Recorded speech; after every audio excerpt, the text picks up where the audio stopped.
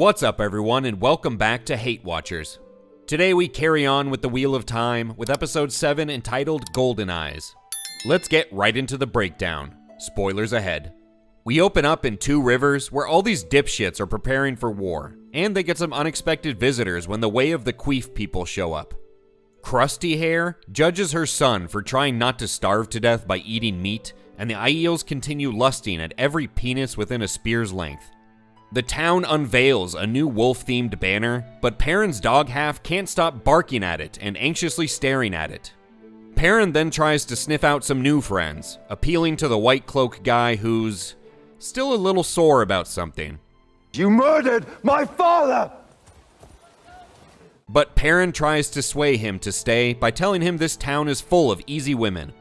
The ogre Leshreck is writing a book when the Aiels mock his use of Oxford commas like the stupid, ignorant sluts they are.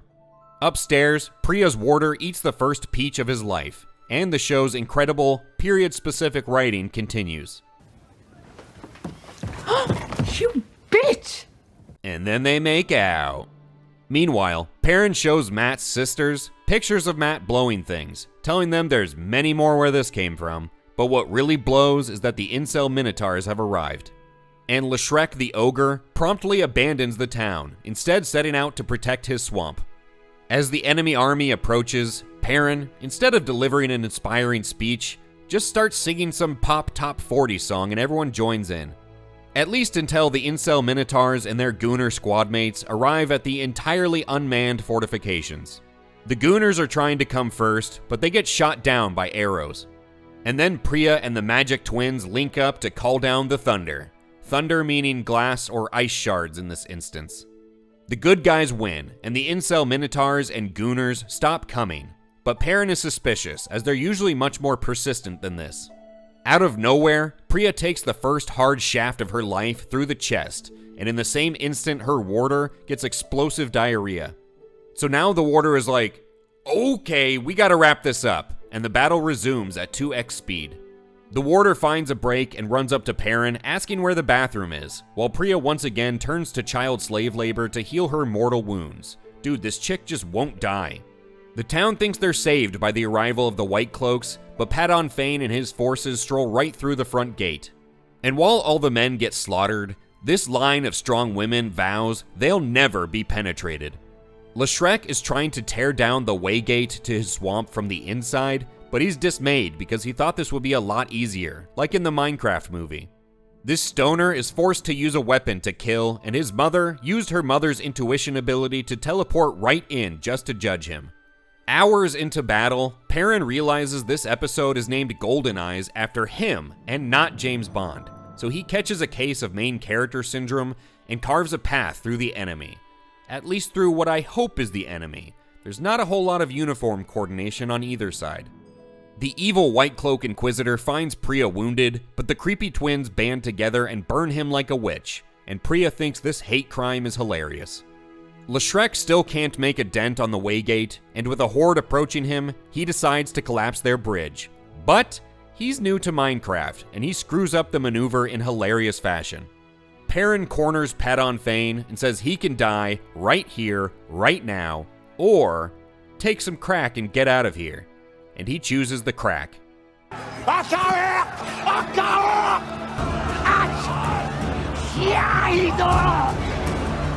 And for once, crack saved a town, as the Two Rivers lives to toil and squalor for another day. And hot damn, Priya really just won't die. This is her third mortal wound this season. Just take a hint, bitch. The stoner is feeling outcast, but this lady hires him as the town blacksmith, just giving him Perrin's job, which is a pretty fucked up way to repay Perrin for defending the city. Leshreck is gone, so everyone mourns him, and Perrin looks through the ogre's book to see if he can sell it. Now that the author is dead, it's gotta be worth something, he thinks. Then the White Cloaks trot into town to collect Perrin as payment. Although I'm not sure why they think they're due anything. They literally marched a dark friend into the town, but whatever. Perrin goes with them and the episode comes to an end. Well, we've reached that point in the video where we have to decide if this episode was a great watch or a hate watch. And what do you know, it's another hate watch. Hey, I liked a lot of the action. It was pretty solid. And Perrin going ham was cool. But if there's any episode to point to as a shining example of this show's biggest problem, it's this one. The entire episode covered the Battle of Two Rivers, or Emond's Field as I believe it's officially known. There was not a single second spent on the Wheel of Time's main storyline. 0 scenes, and not even any dialogue on the subject for that matter. And in the penultimate episode of the season to boot. I don't mind Perrin and his story in this show. I think his journey and this culmination of his storyline up to this point is fairly decent, at least relative to everything else in the show. But it's just another instance where this show can't properly juggle its expansive, often contrived storylines. And it leaves the main story of the Dragon Reborn's trials and ascent overshadowed by those of supporting characters. Of course, the creators don't want it to be this way, but Rand should be far and away the face of this series. If you had a proper poster for this show, Rand should be large, front and center, with Moraine and Lan flanking him but smaller, and with everyone else smaller still filling out the background. But for these creators, Rand is closer to the background, while a whole menagerie of lesser beings are lined up more prominently ahead of him. And that just speaks to the entirely incorrect, purposefully misunderstood approach to this adaptation that's rubbed book fans vigorously the wrong way. And again, this is the penultimate episode. This is where you should be building up the tension of Rand's journey this season, setting the stage for a gripping season finale where it all comes to a head. But instead, they dropped the story entirely to take us on this detour. A somewhat entertaining detour, but a detour nonetheless. And that's to say nothing of how abrupt it feels to leave Rand right after one of the most troubling situations he's faced this season and just jump to something else entirely. I didn't expect anything better from this show. It's season 3 after all, and we can all see how it's going. But still, they've set themselves up for failure yet again, and I have no hope that the last episode can bring this season to a satisfying conclusion. And as a side note, Loial is officially dead. At least we think he is. Because we can't forget that Loial already died once in the first season, so nothing's off the table at this point. I actually read this article arguing that since this is Loial's second death in this show, it's more likely to be a final death this time around. And I can at least follow their logic that, well, the show wouldn't fake us out twice on the same subject. But at the same time, that's like saying, hey, this guy stole my wallet before, so he's not going to do it again. It's asinine to put your trust again in people who have already broken your trust.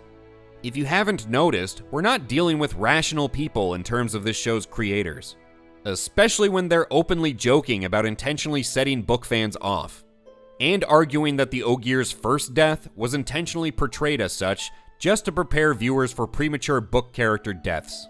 I mean, that's sociopathic behavior. Of course, Loial does not die while closing the Waygate in the books. He very much survives this and has a role to play much later in the story. But perhaps the creators aren't optimistic about the show even running long enough for his absence to be an issue. And if that's the case, then for once, I and the creators agree. What did you think about this episode? Was the action solid enough for you to overlook its shortcomings? Are we set up for a satisfying conclusion to the season? Let us know in the comments below. And if you haven't already, please remember to like the video and subscribe to HateWatchers to stay up to date on the Wheel of Time. Thank you for not taking the hint with us today, and we'll catch you on the next one.